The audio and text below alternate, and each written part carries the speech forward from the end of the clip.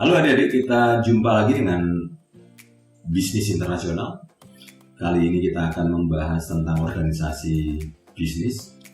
Dan dalam organisasi bisnis kita akan membagi beberapa segmen. Segmen pertama kita adalah tentang multinasionalisasi dan strategi multinasionalisasi. Multinasionalisasi adalah merupakan bagian dari fenomena globalisasi. Setelah adanya pengurangan batas-batas, reduksi batas-batas antar negara, maka mulai muncul strategi bisnis baru yang dikenal dengan strategi bisnis multinasional yang diwujudkan dengan sebuah perusahaan yang biasa dikenal dengan perusahaan multinasional enterprise atau perusahaan multinasional. Perusahaan multinasional pada dasarnya adalah berbasis foreign direct investment atau berbasis penanaman modal asing. Dia melakukan penuh pengendalian secara operasional atas kegiatan bisnisnya di luar negeri. Pengendaliannya sama dengan perusahaan internasional atau international firm atau perusahaan yang beroperasi secara internasional. Nah, sejarah perusahaan multinasional sendiri sudah dimulai sangat jauh, yaitu sejak tahun 2000 sebelum Masehi di zaman Assyria dan berkembang pada masa Romawi. Saat itu, beberapa usahawan atau pebisnis yang dekat dengan negara bersama dengan kegiatan kolonialisasi yang dilakukan, jadi conquering, menguasai negara lain, mereka melakukan bisnis secara bersamaan. Dengan demikian terciptalah bisnis-bisnis multinasional. Saat ini multinasional company atau perusahaan multinasional menguasai 80% dari transaksi perdagangan global. Jadi jumlah yang diperdagangkan secara internasional itu sangat besar.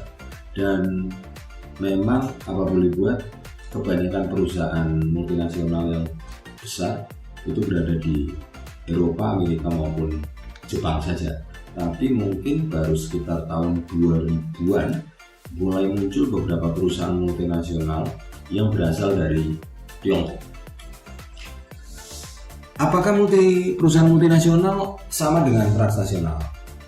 Kita berangkat dulu dari perusahaan transnasional.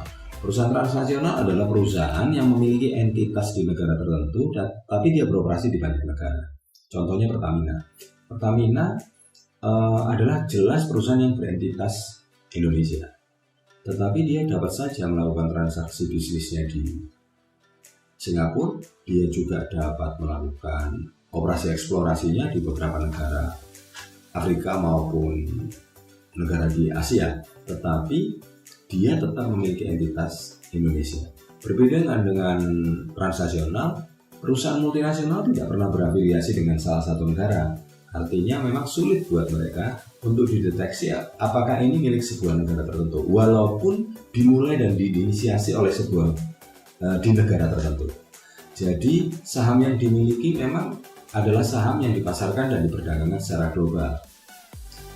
Perusahaan multinasional kalaupun harus menerapkan sebuah basis budaya nasional tertentu, jadi dia mempunyai ciri khas budaya tertentu, itu bukan karena dia berasal dari negara itu, tapi kebanyakan adalah karena dia berusaha mengatur agar tata kelolanya itu sesuai dengan budaya negara tertentu. Jadi dia bisa saja beradaptasi dengan gaya tata kelola atau gaya manajemen negara-negara di mana dia beroperasi. Perusahaan multinasional kebanyakan memang memiliki keunggulan dari sisi skala, artinya skala ekonomi yang lebih menguntungkan, maupun pengalaman dibandingkan dengan perusahaan transnasional. Karakteristik utama dari perusahaan multinasional adalah yang pertama, dia melakukan aktivitas internasional, artinya bisnisnya itu dilakukan di lebih dari satu negara dan dikoordinasikan di sepanjang batas-batas negara.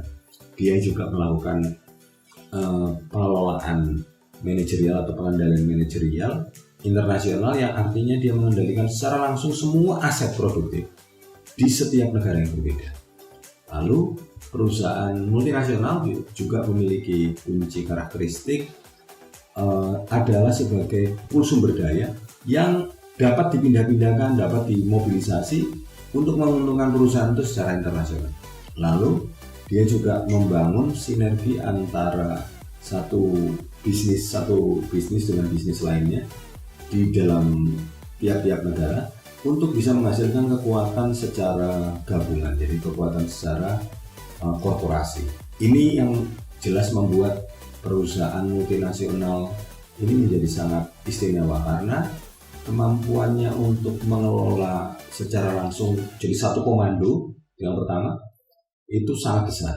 Selain itu, komando yang satu ini memungkinkan dia untuk menyesuaikan ya, mengadjust sumber daya yang tersedia di banyak negara, lalu menatanya sedemikian rupa sehingga dia memperoleh optimalisasi dari proses produksi maupun proses perdagangan di dalam bisnisnya di tiap negara.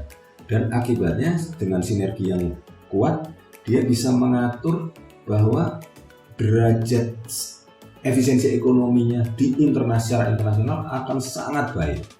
Walaupun kelihatannya misalnya di sebuah negara kelihatan kurang bagus ya bisnisnya, tapi kalau di zoom secara internasional dia akan menghasilkan tingkat efisiensi yang bagus. Itu menyebabkan perusahaan multinasional sangat digemari di era sekarang ini.